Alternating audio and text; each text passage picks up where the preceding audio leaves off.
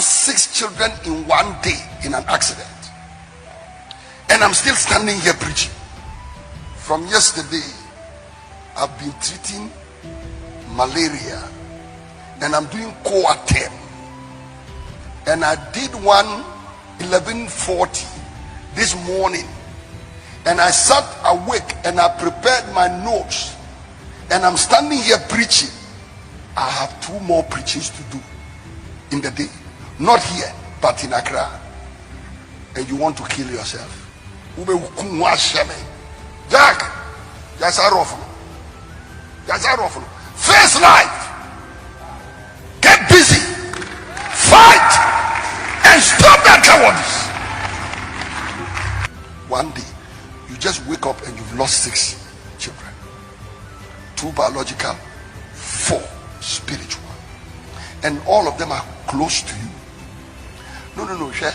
One share your bother. The police stood with me in the office. They said, unfortunately, we couldn't get any of them. Chairman Clement looked at me, Pastor Eric looked at me. All I said, it is well. It is fine. Then they said, how do we now tell mommy? I said, leave her to me, she's my wife. I would know what to do. You are disarmed from getting hurt about anything. Because when I got my trouble, I didn't come and put it on you. I stood, I preached, I carried on with my ministry. I still look like this. Mommy still looks like this. Listen, we didn't carry our trouble and come and put it in your house. Anka ye miye niya, anka the asylum down. The best we could do for you is to stay alive and continue preaching. Listen, if Christ died for you and it didn't change anything for you, if I die, it will be a stupid death. It will still not help you. It will still not help you. And I'm just using myself as an example because, ladies and gentlemen, sometimes when you are going through things in life, the number of people you are looking for to blame for the situation. And oh, that elder didn't visit me and the pastors were not concerned, and the whole church, nobody's concerned, and they've left me alone, and I'm the only person going through this. And I asked them, do you know what they are going through at that time? For example, yesterday I did KIA. This morning I'm standing here. If I don't tell you I'm treating malaria, you won't know. At a point, I stood at the back here. I nearly told them, bring me a chair to sit on, because my eyes were going like this, what I'm looking at.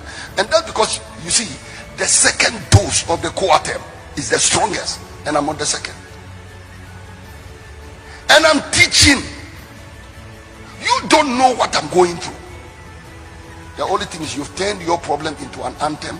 You are making choices. And oh boy, when we got into our trouble, we got choices. Some people told me, a friend of mine, a white man, he told me, he said, Eastwood, you need a psychiatrist. You really need a psychiatrist to take you through counseling. I said, no, the greatest psychiatrist is the Holy Ghost. Spirit of the Lord is upon me. I have the Holy Ghost. I don't need a psychiatrist. And they told me, they gave me the statistics. They said, Eastwood, you know, about 60% of marriages in America, where they lose even one child, the marriage ends up in divorce. I said, minus me. 1,000 will fall on my side and 10,000 on my right hand, but it shall not come nigh me. I survived because of God. And you see them when they get disillusioned, from one church to another, from one man of God to another, from one prophet to another, from one teacher to another, and then on namha or china no namha. Some of them sometimes even go and sleep with other men just in case it is their husband whose sperms are not working. I remember one day I was somewhere when a woman brought her 3 children to come and greet me. When they brought me the 3 children, the Lord told me this particular child doesn't belong to this woman's husband. The child is another man's child, but the woman has not disclosed it. The number of families where a man is busy thinking all the children are his, but it is only the woman who knows the father of some of those children are a lot. And the reason is sometimes the pressure. and you are not getting children, and you are not producing, and time is going, and the person is in a hurry, and the person is making choices. Sometimes choice of a wrong job, you are waiting for the right job to come, and the job is delaying, and they call you and say, come and sell kulukuli. You are saying half a loaf is better than none.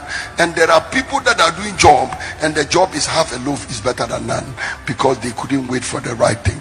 Everybody say choices.